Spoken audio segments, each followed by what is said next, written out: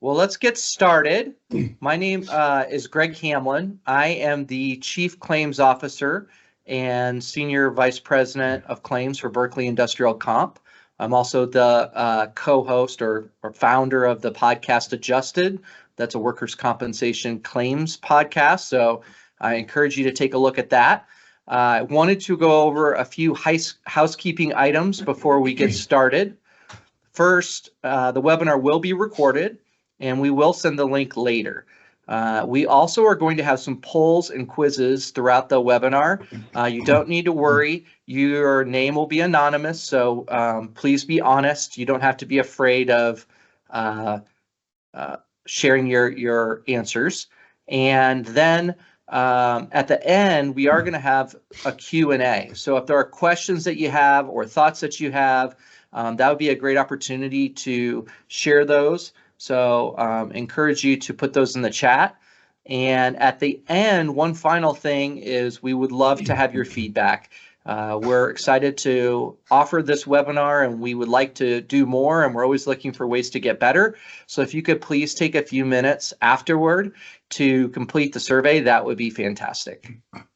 So with that, we're going to go ahead and get started. Again, as I said, my name is Greg Hamlin. I'm the Chief Claims Officer for Berkeley Industrial Comp, and I'm located here in Birmingham, Alabama. And I will be your moderator or host today. And with me, we have three great employees of our company, and I'm going to let each of them introduce themselves. We'll start with you, Jeremy. Well, thank you. Jeremy Morrison here.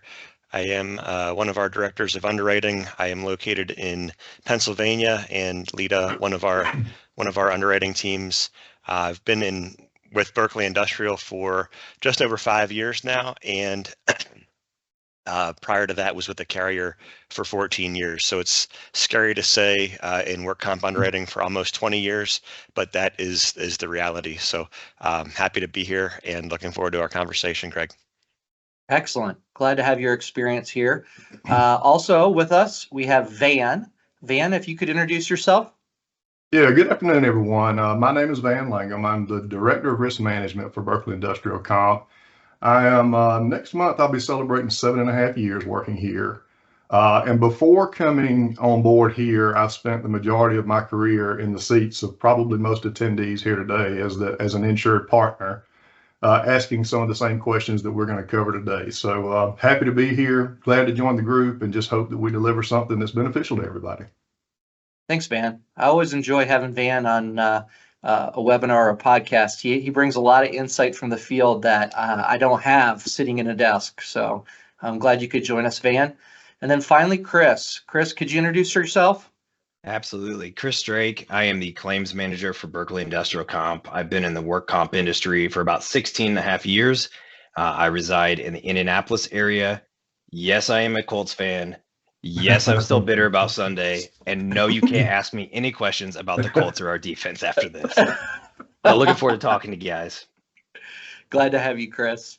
So we have a very experienced team, and the hope with this webinar is that you get a chance to kind of see the different sides of the industry and how an experience mod impacts risks management, underwriting, and claims. So you get a chance to kind of see the 360 view of how all of us work together as a team. So with that, I wanted to start with the topic of introducing what are experience modifications. And while I feel like I would be qualified to answer this, we're going to go with the expert. So I'm going to pass this one to you, Jeremy. What is an experience mod? And how do we go about, what's the purpose? How do we calculate it? Yeah, the experience modifier, mod factor, EMOD, kind of has a bunch of different names, and probably most of our guests are familiar with kind of the concept of what a mod is and how it applies.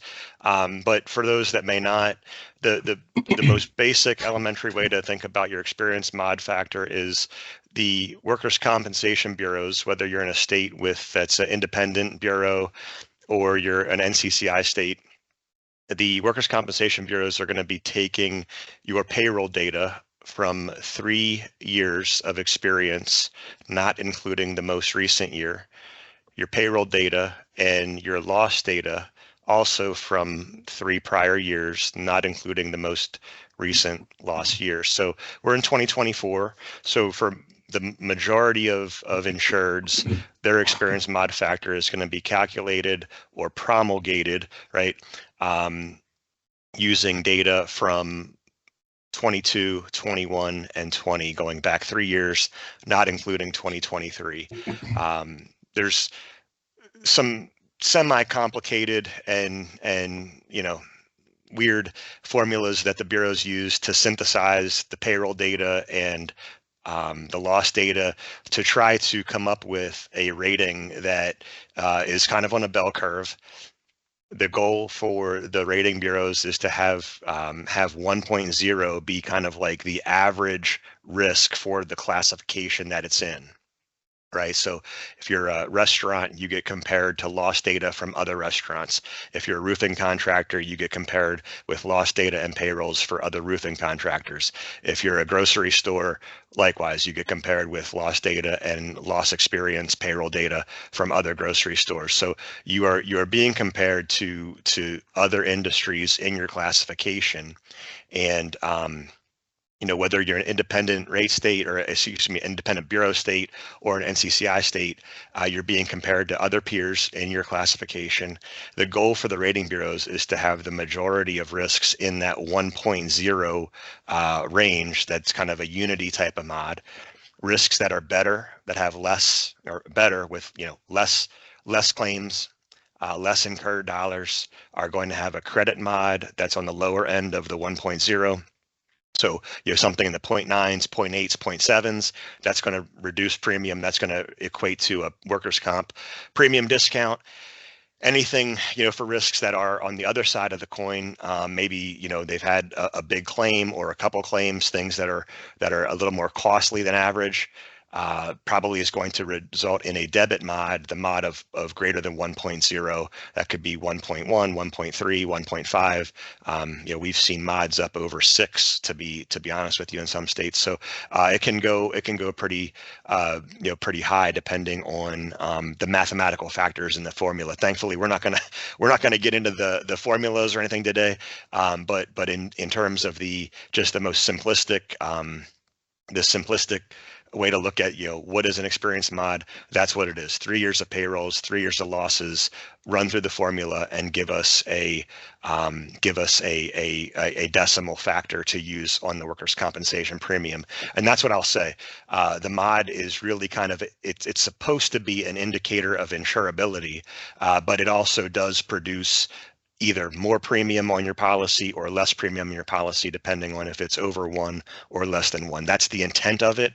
It's to incentivize insureds financially to take care of their safety programs, to manage their claims proactively and aggressively, and to incentivize them for having a safe workplace culture and a strong team that handles any claims that come up. So hopefully that wasn't too long-winded of an answer, Greg. I can ramble on about this stuff and put people to sleep, but I'll leave it there. And if there's questions in the chat, you can send them our way on how it's calculated and what the purpose is. Thanks, Jeremy. I thought that was a great explanation. I think one thing that can be confusing, and I'd love for you to talk a little bit more about it, is when we think about experience mods, one of the things that can be confusing, and you touched on this a little bit, is that the current accident or policy year is not calculated. So like, let's say I am a roofer and my policy starts in June of this year and goes for 12 months. A lot of times when we hear 2003, 2002, we're thinking of calendar years, and so it can get a little bit foggy. Can you explain that a little better, Jeremy, for people who might not understand? Yeah, the policy year is when your policy starts. So that could be any time during the 365 days of 2024, for example. So if your policy were to renew here, say October 1st, 2024, you're going to be having a policy that runs effective 10/1/24 through 10/1/25. You could potentially have claims that are in calendar year 2024 or calendar year 2025. But the policy year is how the mod is going to be calculated. It's going to be the claims in that policy year. So for policy year 2023 to 2024, likewise, you could have a calendar year claim of 23 or 24. But the bureaus are going to use the policy year data, not the calendar year data. Great. I think that's very helpful. And, I think you touched on this briefly, but why does an experience mod matter, Jeremy? Like in the grand scheme of things, why should I care? Well, I think you should care because it's the right thing to do. Number one, you don't want your employees going home from work injured or in a state of disrepair. You don't want to have an unsafe work environment, and I don't think there's business out there looking to get their employees hurt. But you do want to pay attention to details, and the bureaus incentivize good performance. So it does make dollars and cents. There's an incentive for you to take care of your programs and to manage claims and have a safe workplace culture. For insurers that are smaller, it may not make the biggest premium difference in the world, right?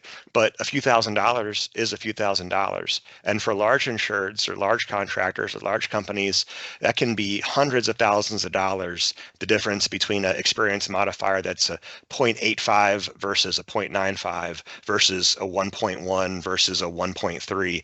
It can really be a significant, a significant discount or additional premium on your policy. And then, the other thing I'll say is that insurance companies, some insurers have guidelines that, if your experience mod gets too high, they may look at you as unworthy risk to insure. You might be uninsurable because of loss. The loss experience is too significant to profitably underwrite. So there's 3 or 4 really good reasons to keep an eye on your experience mod and why it matters. Thanks, Jeremy.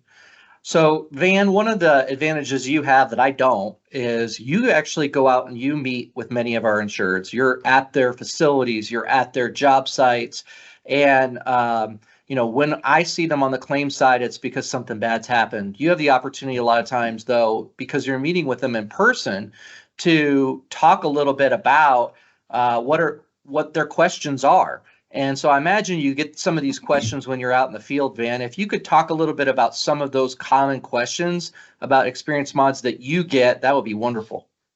Yeah, well, thanks, Greg. And I think the first thing that comes to my mind is kind of adding on to what Jeremy has already expressed, why the mod matters, or why the EMR matters. With a lot of contractors, I think everybody understands that 1.0 EMR.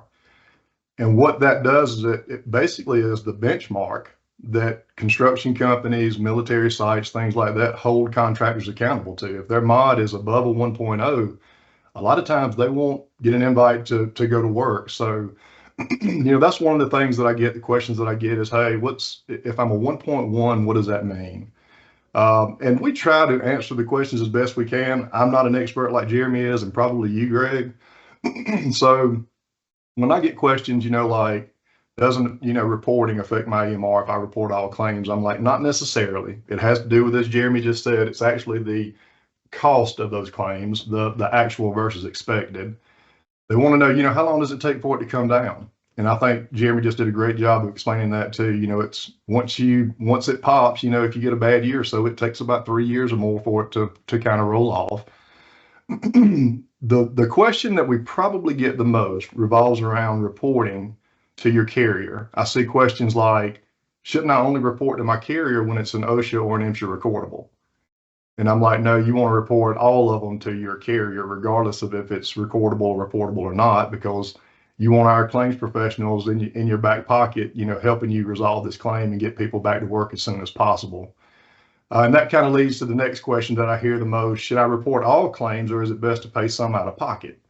And I explain then again, it's best to report all claims as soon as they happen, because again, you want our claims professionals in your corner, out there working with the physicians, the injured worker, our insured partners, to make sure that they're getting the right treatment, getting it as quickly as possible, and getting them back to work as soon as possible. Thanks, Van. Thanks, Van. I couldn't agree more. You know, when I think about reporting claims and the importance of it, especially from a claims standpoint, when we, you know, there are some real challenges that happen when we get claims late. And I like to share this story. When I was a teenager, my first car was a Plymouth Voyager minivan with wood paneling. It was very cool. And as a 16-year-old, I was pulling out of a parking area, and I don't know, I wasn't paying attention. I was a young driver, and the pillar to the parking garage took out my door.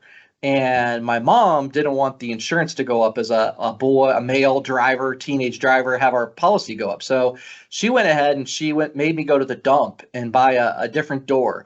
And so that door didn't match the rest of the van. It was kind of a reminder of my stupid decision to run into that pillar. I think sometimes people think of their work comp injuries the same way. Some of our policyholders that, hey, if I go ahead and deal with this myself, it's gonna help my EMOD. It's gonna save me some money.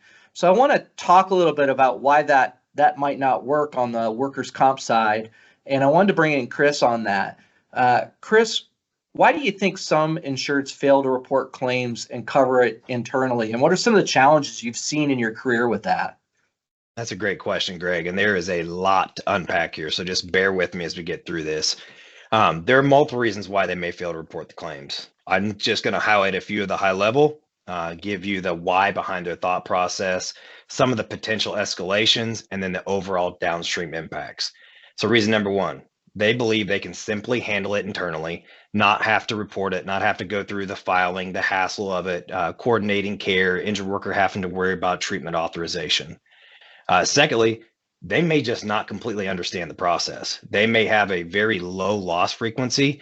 So it's not something they do every day, which is great, but they don't understand how crucial it is to report the claim timely for us to be able to investigate.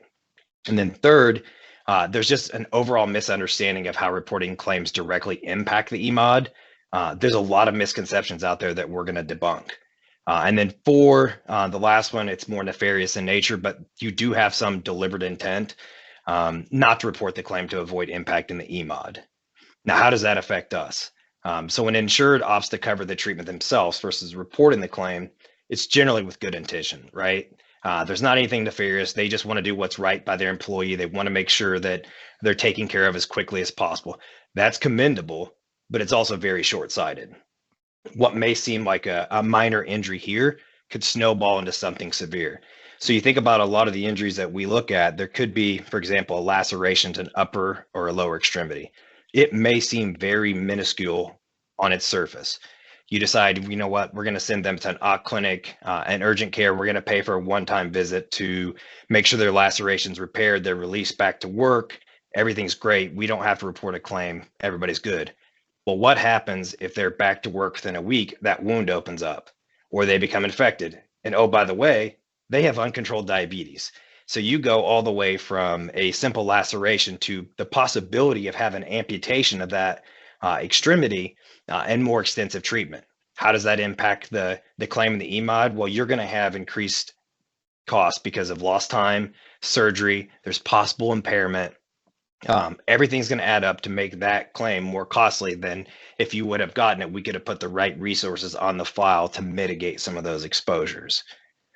Similarly, you run the risk with body creep. Let's say you have an injury that someone is, they injured their shoulder. They get initial treatment, conservative care for a sprained strain at the OC clinic. They go back to work. They have a little bit of residual stiffness, but you know what? Not a big deal. They'll go back. It'll get better. What happens if that starts to morph into like your neck complaints or then the upper back? Or let's say that they're not at 100%, so they start using that other arm more. Well, now you have the body creep. You have overuse syndrome in the other arm. So instead of having one, you have both. And then another thing is you also run the risk of an injured worker pursuing additional treatment unbeknownst to the employer. They don't want to burden the insured. They're really grateful that the initial bill was covered. They think they're probably going to get better. They may be able to handle it themselves.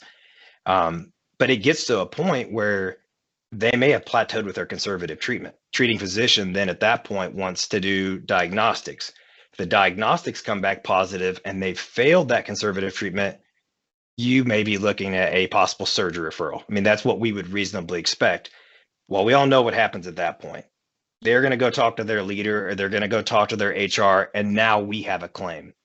And so how does that impact the insurance carrier at that point? The failure to report the claim timely puts us behind the 8 ball. It minimizes our level of control. In states that we do have the ability to direct care, we can no longer do that if a claim is not reported timely. Because if you put yourself in an injured worker's perspective, they just had something happen to them that's kind of turned everything upside down. They're in pain. They need immediate treatment. They're not really waiting or willing to wait until an adjuster is assigned in direction of care. They're wanting to go seek treatment. And where do they go? They typically are going to go to the ER or their primary care physician. Primary care physicians are great, but they're not well versed in work comp. So they may not have any clue that their employer has a very strong and robust return to work program. They're just going to authorize them out of work. Well, in turn, that's going to increase your lost time days, increase your claim cost. On the flip side, if you report it timely, it allows us to direct and coordinate care in the states that we can. We're going to direct to physicians that are well versed in work comp. They've been vetted and they can distinguish the difference between occupational and non-occupational injuries. So they understand the treatment guidelines, provide the quality standard of care, and then understand the impact and significance of the return to work program. And I'll just throw out another example. You have an injured worker that has, let's say, an ankle injury. They go to the treating physician. The treating physician asks them, what's bothering you today? And they start off telling them they have a work injury. It's for the ankle. But then they also say, you know what? I'm also having back complaints, or I have a headache and a little bit of sinus pressure. All this stuff is now morphed into the workers' compensation claim. Whereas if they're with a primary care physician, they're equipped to treat that all there, right there at that visit. Whereas a work comp specialist that is known to do this, they can differentiate between what is and what is not related to the work comp claim. So then your approved diagnoses are going to be treated under the comp claim. And what they can do is give direction to the injured worker. They're not going to leave them high and dry, right? They're going to be able to give them direction on where they can go for treatment for their non-occupational injuries, but do it under your personal health insurance. So they're trying to take care of the injured worker, but also make sure that we're covering what we owe. So we owe what we owe. Another example, I think, is if you have a claim that is questionable in nature, or there's the possibility that we may have a safety defense, willful misconduct, or even intoxication. If they do not report the claim timely, it inhibits our ability to preserve the evidence for a possible defense. In some states, there's a statutory component where it says, this jurisdiction, you have to make a compensability decision by X number of days of knowledge of the injury. Well, you missed that window to investigate in that time frame. You just missed the opportunity to dispute an actual incident in its entirety, even if it is one that we would have had a slam dunk defense on. So in that situation, let's say an employer has suspicion that an injured worker was intoxicated at the time of the injury, but they didn't report the claim timely. As a result, there wasn't a pre- or post-injury drug screen done. So we will likely not prevail on meeting our burden to prove that intoxication was the sole cause of the defense. In the same token, if you have a safety violation or even a willful misconduct, an employer could go through all the motions. They do a really great job in the incident report. It's completed. But how thorough is the investigation? Is there a site investigation? Is there video evidence, witnesses? Are there pictures, evidence of prior training, rule enforcement, you name it? While you're doing a thorough investigation, it's encouraged, you really need to bring in the experts to complete the investigation. We're trained on doing this, to identifying opportunities. And when you're reporting the claims timely, that gives us the flexibility to reach out to the insureds immediately. We're able to verify the case facts. We're able to determine if there's any red flags that are noted. And then we move to talking with the injured worker. We're going to get a statement from the injured worker at that point in time that's going to memorialize the case facts of the alleged injury. That may seem basic in nature, but if you think of a big picture, this is really, really important in the event that they were to alter that injury, or they were altered, like the body parts down the road. So we may have somebody who, they file a claim because they have pain at work. They can't really differentiate how and when it happened, but it happened at work, so it must be work related. Well, a claim's not reported at that time, and it starts to build up over time, and then over the next few weeks, they may have a specific mechanism of injury on this day at this time that they had just remembered. Well, had we had the opportunity when the first symptoms were reported to do the investigation, we could have flushed all those details out. And then finally, the last thing, and I will stop babbling, is the nefarious side.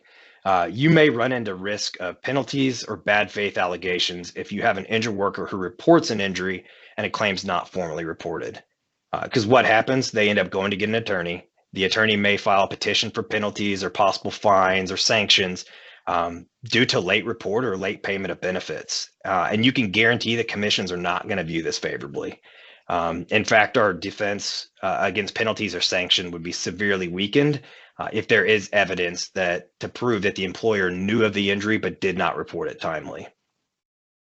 Those are great points, Chris. And as a claims guy, I get excited about this kind of stuff. It's so hard once the toothpaste is out of the tube to put it back in there. And on a lot of these claims, I mean, I can think of very specific claims where we knew the injured worker was intoxicated.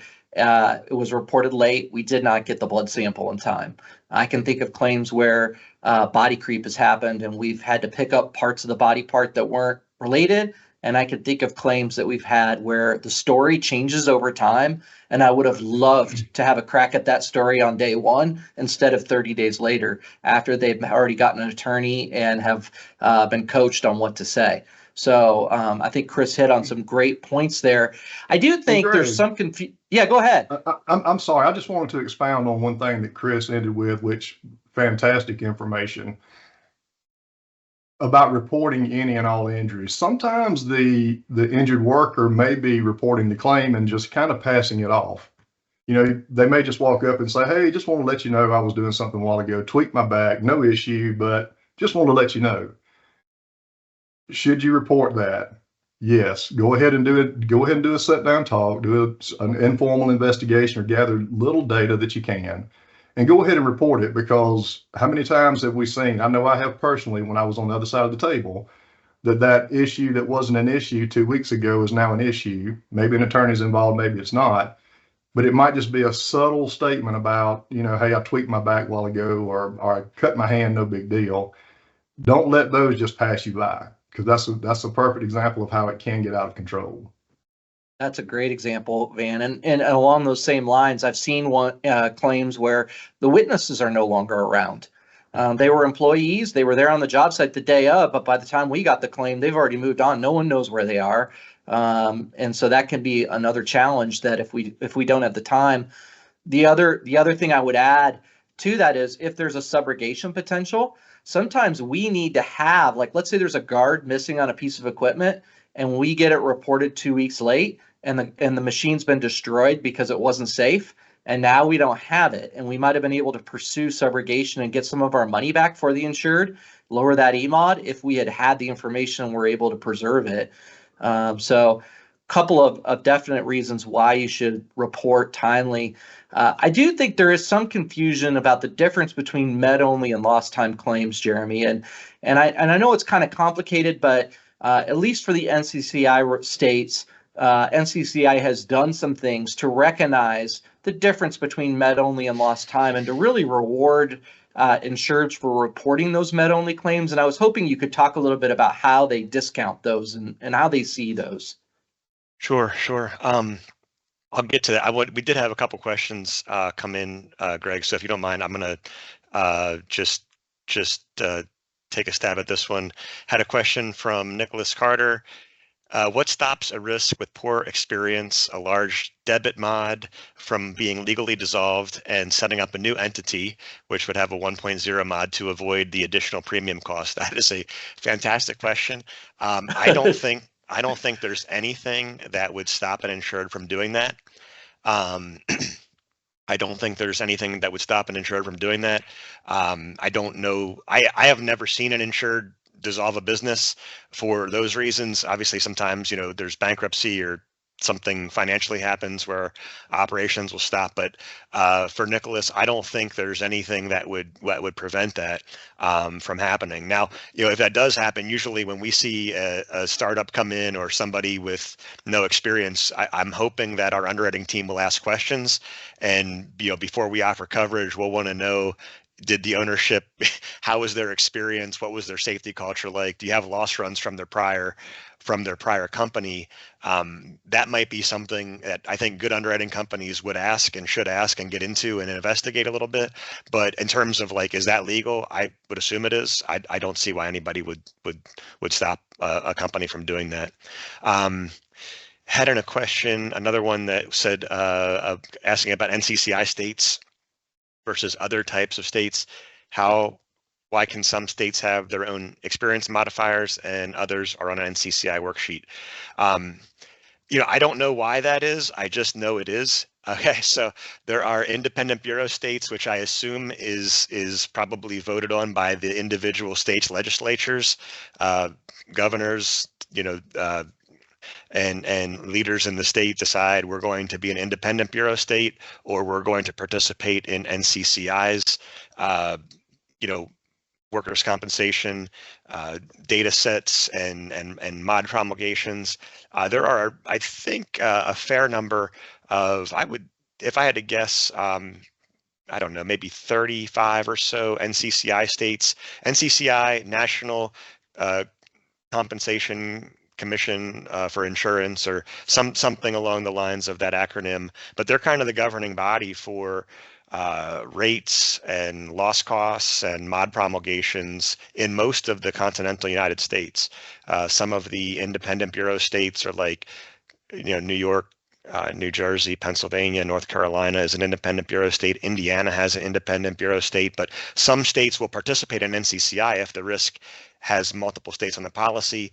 Others, like Pennsylvania and New York, do not participate. California has an independent bureau as well, but I'm not going to get off in the weeds on that, but I did just want to address that question. And if there's a follow-up, please jump in and ask that. But Greg, to your question, med-only claims, NCCI is a little bit unusual, and I think most of the rating bureaus, there's a punishment for frequency. Okay, there's a punishment for frequency because of a cap on the value of a loss, and I think right now that cap varies by state, but I want to call it roughly like $18,000 or $18,500, depending on the state. Some are higher, some are lower, but right around that value of $20,000 is what a claim will impact the mod for its for what's called the primary loss value. And again, not to get into the calculation thing here, but NCCI will discount medical only claims, sometimes 50, 60, 70%, depending on the nature of the claim, depending on how the cost breakdown and how it's filed. Again, not to get off into the weeds, but for an indemnity claim that involves lost time, those claims usually are a little more costly because there's time out of work, there's lost wages, there's benefits, there might be a surgery, there might be physical therapy, there may be, prescriptions or et cetera. Those claims are generally going to be a little more high dollar value, and NCCI will cap the value of that loss at, again, approximately $20,000, depending on the state. For med-only claims, they'll be discounted significantly. So if you compare your individual company's loss run, and you're looking at the loss runs for my company versus what the value of these claims are on the NCCI mod worksheet, you could have a $500 medical only claim that you reported to your carrier, and on the mod worksheet it might be like $80. You say, well, that doesn't make any sense. The carrier paid $500. Yes, but NCCI discounted that heavily because of the characteristics of the claim. And again, that's a different webinar for a different time in terms of mod promulgation and calculation. But they do they do heavily discount med-only claims. So again, I think that's partly to encourage claim reporting because bad things can happen when claims don't get reported, but that would be a differentiator between the med-only stuff and an indemnity claim for lost time. That's very helpful, Jeremy. So I'm going to give this example and get Chris involved here. So you see claims all the time, Chris. if I have an injured worker and let's say they cut themselves on a piece of machinery and they're going to need 5 stitches and that's it. It's probably a treat and release. They're going to the ER. I don't take them to an OC clinic. I just drive them to the ER and take them there. What's that bill going to look like? And I know it's going to vary from state to state, but if you're going to throw out an ER bill for some stitches, treatment, maybe there's some time to watch and make sure there's nothing else going on. Well, what would you expect to see in that instance, Chris? Yeah, and that's a good question. I would say, obviously, it depends on the state and the jurisdiction, and then what their fee schedules are. But it's not unrealistic to assume you're going to spend $1,000 to $2,000 for your initial ER visit.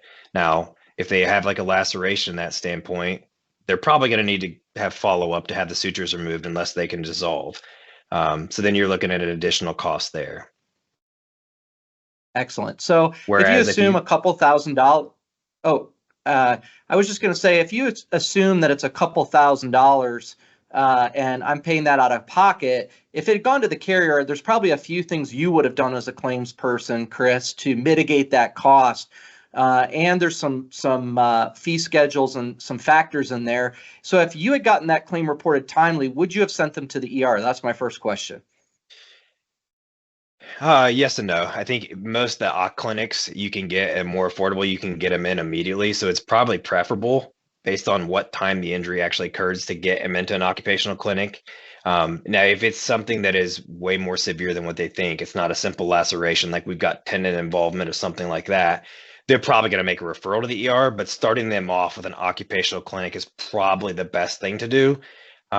Depending on what time of the day it is. I mean, obviously some occupational clinics don't have 24/7. So if you have an injury that occurs at night, you're probably going to have to take them to the ER.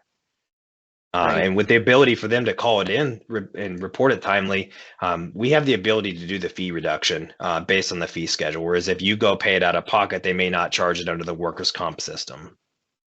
That's right. And that can significantly discount it. So that $2,000 bill, we might end up paying only $800 or less. Yep.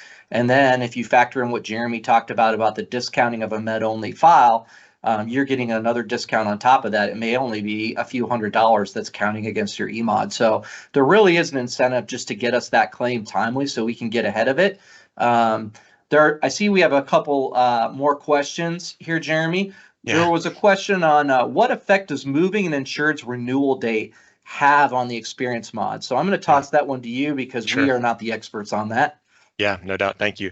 I also want to thank my buddy Joe, who's listening, who corrected me. The NCCI stands for National Council of Compensation Insurers. So thank you. Thank you for that correction there. Moving an effective date for the insureds. Midterm moves or things that happen midterm, good question. That happens quite a bit. You're on an effective date that was January 1 and you decide you want to change your effective date and move the policy to a different time of the year. The mod will follow you, right? The Experience mod will follow you. Your experience will follow. So generally, okay, big broad generalization here. If you move from January to July, the mod will follow you for that particular policy year. So if we would have a policy that, we were looking at, it was previously insured 1/1/24 and is running through current term, we're going to write it midterm. We're going to pick it up here in September, October. We would apply the same mod. We would apply the same mod that is currently on the policy. When the data gets reported to NCCI, they will continue to promulgate mods, probably based on the original anniversary date, and then you could be looking at a split mod type of situation, depending on the particulars. If rates in that state have changed, you could have a situation where you have 2 sets of rates and 2 experience mods. Again, depending, there's some nuance here, but in broad generalizations, the experience will follow the insured. If you move effective dates, generally isn't too hard of a thing to do. Carriers, we often have split rates on a policy or split mods on a policy, but that kind of is sorted out by the bureaus, NCCI and the independent bureaus as time goes on. It's not something that they're going to do overnight, but probably after moving the policy 12 to 24 months, they may promulgate a short-term mod, or you may be asked to you get a letter saying you need to adjust the rates for a split term. Really good question. And I saw this other one, Greg. I'll read it. With so many insureds coming into and out of alternative programs, touch on when we wouldn't see data reported as in a PEO. And if the mod is parked, how is it activated when we move back to the standard market? Is there a penalty delay, or does it pick up where it left off? That is a great question. Thank you, Nina. Good question. PEO, Professional Employer Organization. Some PEOs have their own experience mod for all of their members. Some will promulgate a mod for each member of the PEO. It kind of depends on each organization. If you're in an alternative program, maybe you're in a program where you're self-insuring and you don't have a mod, or you're out of the standard market. If you don't have a mod for a period of time and you come back into the standard market, I think carriers have, you could work with the agent to say, look, you don't have a mod, you're not rated, but we're going to take your payroll, your audited payrolls and your loss runs. We're going to send them to NCCI, or we're going to send them to our bureau and ask them to promulgate a mod. They may do that if you ask them to do that. If they were in a self-insured program or a PEO or something, people would like to do that. If you think you're going to get a credit mod, that may be an incentive to take your information and send it to the rating bureau to then receive a credit mod once the mod's promulgated, if you're not in the standard market. The second part of this question, is there a penalty? I don't think there's a penalty. If you were deactivated from a mod and you come back into the standard market, I think NCCI probably is going to take whatever data is available and promulgate mods based on what they have. If an insured was in the standard market, exits, and then comes back. So you could have an experience rating time. If you're out of the market for a year or two, you might have a mod that only includes payrolls and losses for 1 year or 2 years. Sometimes NCCI will do a mod for 1 year of experience if the payroll base is big enough. But yeah, I think that, Nina, that's how I would answer that question. If they're in an alternative program, you can request it if you have the data. There's teams that handle that at the rating bureaus. Thanks, Jeremy. Sure. We're going to switch gears a little bit here and talk about how you can improve your EMOD, because I think that's a really important concept. And Van, you spend a lot of time out there with our insureds. You see ones that are moving the needle with some of the actions they're taking. And when you go out to one of our insureds and they're looking for advice on how can I move the needle and make a difference, rather than just holding onto the claims or paying them myself, what can I do? Well, that's a great question, Greg, and you're right. I mean, that question is asked a lot of times when you see, people that are just wanting to move the needle, as you say, and improve. The key that I've always found, being on that side of the table in their shoes, is finding a way to show employees that they are valued, and that by the fact that you value them, then you create programs and policies that protect them. You spend a lot of time communicating with them that, what we're doing is for your benefit, because you hear too often, well, you're just doing this to kind of target me. Well, no, it's not. We just don't want you to be injured. We don't want you to be hurt.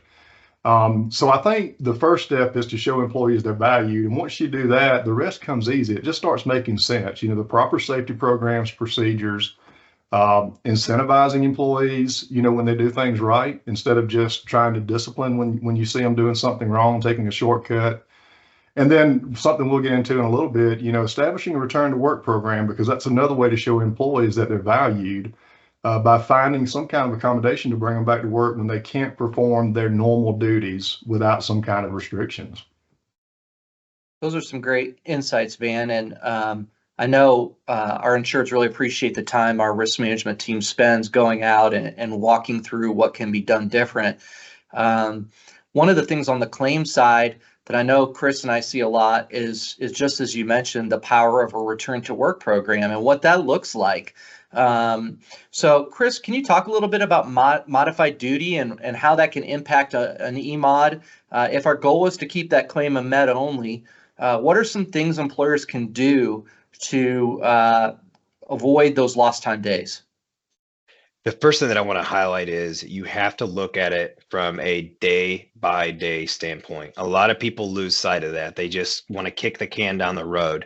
So I'll get into why that matters here in a second. But having a return to work program helps encourage quicker return to work, more seamless return to work, which in turn results in reduced TTD days, which that will decrease your indemnity exposure and then decrease your claim cost. So when we do our initial contact with the insured, we're going to confirm light duty availability, and we're going to capture the details of their light duty program, as well as obtain any job description or job analysis they have. Why that matters is because we're going to then take that information and articulate it to the treating physician. So the treating physician knows they can accommodate light duty work, and so we can attempt to negotiate that light duty work. We're essentially controlling the narrative, right? By identifying opportunities of what an injured worker is capable of doing versus focusing on the disability component. Some people may have to have a full duty release before they can bring it back to work. Well, we're flipping the script on that, and we're saying, what can they do? So we're alerting the physician of light duty availability early on to dispel and dismiss any notion that there's no light duty. We see it a lot from time to time where someone will report to a treating physician that there's no light duty available. Well, that may not be the case, and the hard work of the insured to put that program together is negated because they don't have the appropriate information at the treating physician level. So let's say an employer has a good return to work program. They generally accommodate light duty, but for some reason they can't accommodate these current restrictions. We believe in taking the proactive approach. So rather than waiting for that next office visit just to send you another email or call you and say, hey, can you accommodate the restrictions that they've changed? We're going to get proactive. We're going to get creative. We're going to come to you and we're going to say, what is a baseline level of requirements that would be needed to bring them back? So what do you need them to be able to do to be able to bring somebody back to work? And do you have a job description for that? What can we do if we get that? We flip it right to the doctor's office and see if they can agree to it or minimize the restrictions. And there's a possibility that they can't. We've got other tools in our arsenal that we can employ at that point, but we're proactively moving the claim forward because every single day matters. And what we've seen is we have a lot better outcomes when we have somebody that is brought back to light duty work and then builds their way up to full duty work versus, they're out of work for a certain period of time. And then guess what? We're going to throw you right back into full duty work. You can reasonably expect that that person's going to have some residual stiffness, pain, range of motion issues, and they may need to seek treatment again and they go right back out of work, which is going to increase your TTD days. So the goal is to have an implemented return to work light duty with a build to full duty so that we know that they can continue to tolerate that. That's great, Chris. I was just gonna ask a couple things. One is, what do you do? And we have this from time to time. Some of our insureds, they just have very physically demanding jobs, and there really isn't anything that they can do. And that can be very frustrating. We have, steel erection companies and drilling companies and companies that do things at very high heights, and they just don't have a role for them. When you run into those situations, Chris, what do you do? Reemployability is going to love me for this, but we use a company called Reemployability. They have a program called Transition to Work. What that basically does is it connects injured workers to the community while they perform light duty. And overall, it reduces the claim duration and lowers our cost. To get more into the details, essentially what Transition to Work does is they place an injured worker in a nonprofit agency when the employer is unable to accommodate those restrictions. So it allows the injured worker to continue to get income while being reacquainted with the work experience. And it's also an extension of a return to work program, right? So it's retaining the injured worker's status with their company because they're continuing to get the wages. So what we see is we're having reduced costs in the claim because we're not paying lost time benefits because they're working through the transitional employment. But not only that, there's a lot more benefit to it from the social standpoint. You're promoting social responsibility, you're providing community outreach, and you're demonstrating goodwill by providing volunteer opportunities. And one of the questions we get a lot, Greg, is, well, what happens if we're a rural employer? How are you going to find somebody in this local area? Well, reemployability is in all 50 states, and they have a network of over 48,000 nonprofits. So they can get pretty dang creative on how they're going to be able to place people, right? They're going to meet us where we are and try to place them because they see the benefit and the overall outcome of the claim. So there's a great saying that objects in motion tend to stay in motion, and it takes more force to start a stopped object moving than it does to keep a moving object moving. And I would say that applies very directly to workers' compensation injuries. Is we want to keep our injured workers moving. What we don't want is for them to be sitting on a couch watching TV. And I often call it the vacation syndrome. When everybody's had that week-long vacation, that's amazing. And the last day of that vacation, you're thinking about Monday going back to work, and you're like, oh. But then when you get back to work, and hopefully if you love your job like me, you see the people you work around, and you're reminded why you like what you do once you show up on Monday, you get back in the groove. And our injured workers, when they get out of that groove, they can get into a funk, and then it's really hard to get them going. So this all makes a huge difference. I do see a question that's come up: what percentage of med only versus lost time claims? That's a really challenging question, and that's going to vary a lot between carrier to carrier and state to state even. Some states where you can direct care, you have a lot of control, and so you can get those modified duty restrictions relatively easy. Other states are much more challenging, and certain industries are going to have more med only file claims and less catastrophic claims. So the types of jobs really are going to also impact that incredibly. I would say somewhere, it's probably going to depend, but somewhere between 40 and 80%, depending on the industry. And that's a huge range I'm giving, but it's really going to depend on a lot of those factors and the company's desire to bring people back. We have companies that are fantastic at working with us to bring their injured workers back, and they have very few lost time claims. Where we have others that don't necessarily understand the same value of that kind of a program. So great question. I want to move back to Van here and talk a little bit about how you work with an insured to create that return to work program. I'm assuming you're not, I think I've heard you say this, Van, you're not a big fan of the risk safety manual that we make sure has 300 pages and we put it on the top shelf and let it collect dust.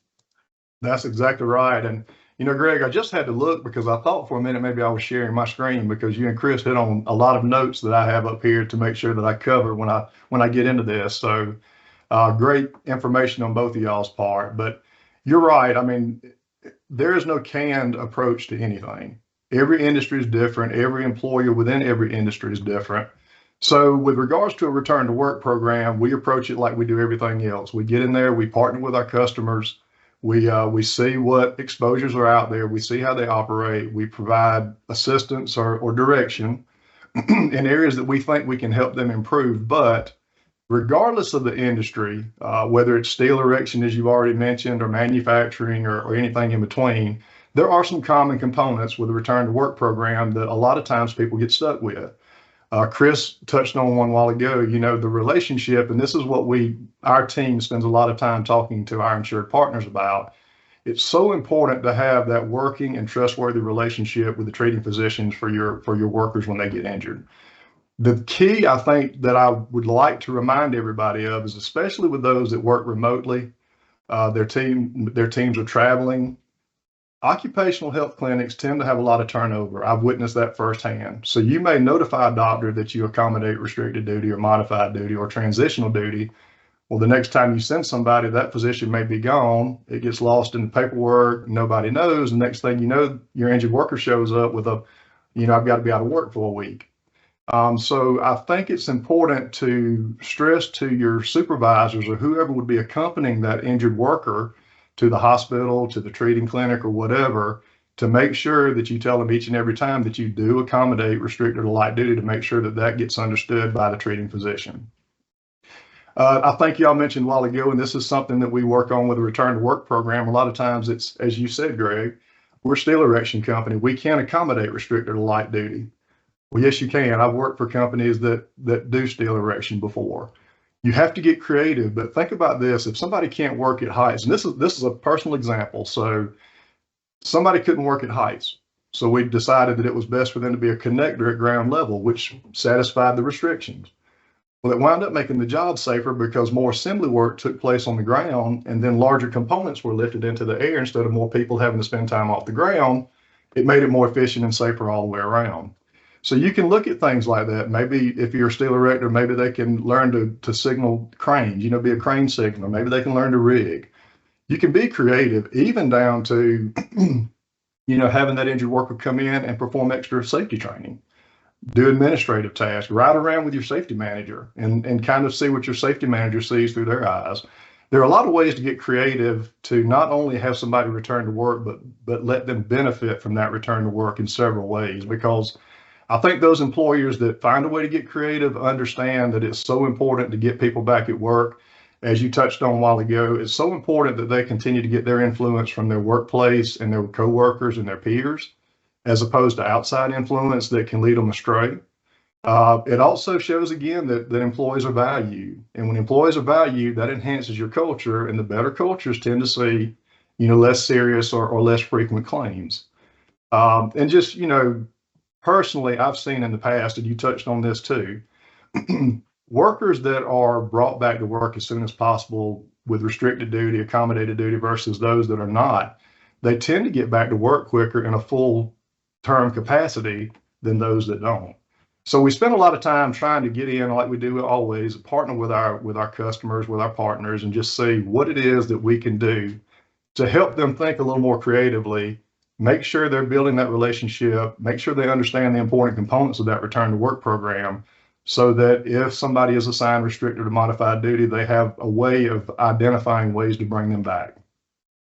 Love that, Van. Love that. I do see a couple questions that have popped up that I want to address as we're running short on time here. I think, this is a great question, and they're kind of interconnected. What is a light duty claim? That question came up, and then interconnected to that was, well, I've provided modified duty. They haven't lost any time from work. Why is this still showing up as a lost time claim?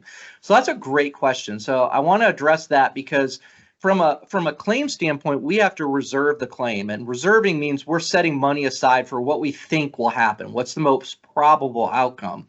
Now, if you as an insured can beat those outcomes, then we won't need all those reserves, and the claim will close. And remember, as Jeremy talked about earlier, is that the EMOD isn't calculated. That those first 12 months of the policy, the active policy, that's not in your EMOD. So unless your injured worker is still treating over a year after the injury, if there are some indemnity reserves on there for potential lost time that aren't needed, it's not going to play a role, because that's going to roll off when that claim closes and you beat the results. If the claim's open more than 12 months, there's a good chance there's some other things going on there that are going to make it more complicated. And that would be a good opportunity to get with your carrier, talk to us, see if we need to have a claim review to talk about what interventions we can take to impact that, because we certainly don't want a claim that has inappropriate reserves on there to stay on there. But a lot of times that first 6 to 12 months, we may carry some reserves on there just to make sure, based on the facts that we have, that we don't under reserve and have an issue. And of course, when it closes, it will roll off. I think I've hit most of these. If there's a person on light duty, do you have to guarantee them 40 hours, or can they just give them what you're able to do? So that's a question for Van. It is going to differ per state. Some states have their own rules on that, but Van, have you seen that where maybe they have some work, but they don't have 40 hours? Yeah, that comes into play a lot too. And I'm not sure how that works out on the back end. Y'all in claims would probably understand that, but I've always just encouraged anything, if they can do anything to bring them back, whether they can make 40 hours or not. But a lot of times as we start talking through it, and as I said, we get creative, we understand that there are avenues to get, the full-time work back to them, and not just, 5 or 6 hours a week or 18 hours a week even. So I think the key is being creative with that approach. And I think you'll understand or find that there are creative ways to get them back to work for a full week. Thank you, Van. Well, I know we are at the top of the hour, and I want to be mindful of everyone's time. I want to thank everybody who has participated in this webinar. It was a lot of fun for all of us. Hopefully you learned something, and I know I did. We encourage you to complete the survey at the end and just give us feedback, because if this sort of thing adds value, we want to replicate it, or if there's some things we can do different, we want to do that too. So again, Absolutely. thank everybody for your participation, and especially thank our guests, Jeremy, Van, and Chris.